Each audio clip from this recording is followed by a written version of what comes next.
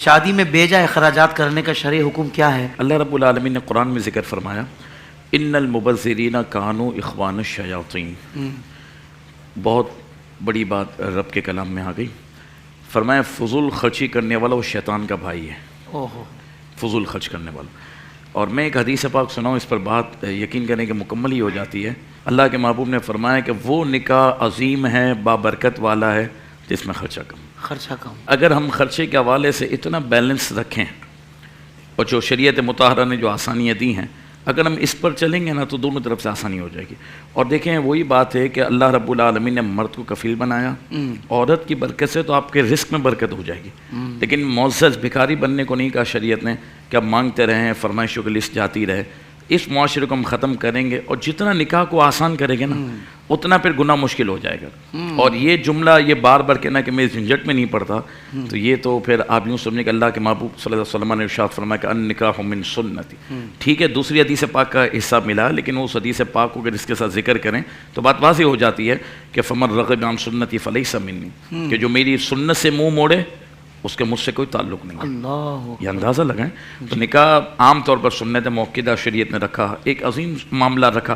آپ مجھے یہ بتائیں کہ جس عورت کو آپ نکاح کے بغیر دیکھ نہیں سکتے، حرام ہے، آپ نے نکاح کے بندھن میں اس کو جب باندھ لیا تو اب آپ اس کو جو بھی کھلائیں گے پلائیں گے شریعت مطہرہ کی طرف سے اجر ملے گا.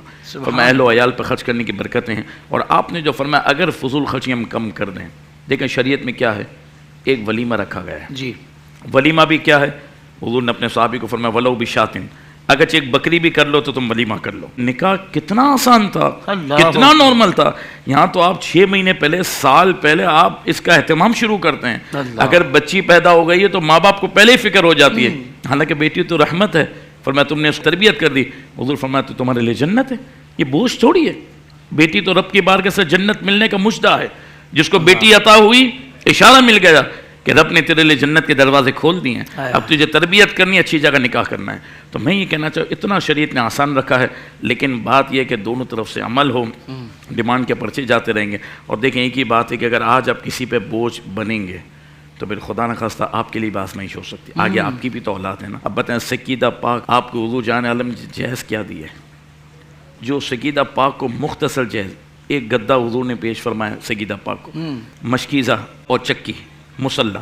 یہ کتنا آسان. اللہ کے محبوب ہیں اور دیکھ اس کو رہے. حضور فرماتے فاطمہ تو بضعۃ منی، فاطمہ میرے جسم کا ٹکڑا ہے. سب سے زیادہ محبوب شہزادی ہیں حضور کی، لیکن کیا دے رہے ہیں. اور دیگر جو 3 حضور کی شہزادیاں، میں کل بھی مطالعہ کر رہا تھا تو اس میں تو جہیز کا ذکر بھی نہیں آتا کہ حضور نے اور شہزادیوں کو کیا کیا جہیز دی ہیں. تو یہ اتنا مختصر معاملہ ہے. جو حضور کا غلام ہے وہ حضور کی سنت پر عمل کرے گا اور اس کو فوکس رکھے گا. جب انشاءاللہ تعالیٰ دونوں طرف سے ڈیمانڈز ختم ہو جائیں گی، بلا وجہ کے مطالبے ختم ہو جائیں گے، اور یہ حدیث ذہن میں رہے گی کہ وہ نکاح بابرکت جس میں خرچہ کم ہو، آسانی ہو جائے گی. سبحان اللہ سبحان اللہ. زندگی کے تمام شعبوں میں دینی رہنمائی حاصل کرنے اور آخرت کو بہتر کرنے کے لیے ہمارے YouTube channel Islamic digital studio کو سبسکرائب کر لیں اور بیل آئیکن بھی پریس کر لیں. قرآن سے بھی ملاتا ہے ہمارا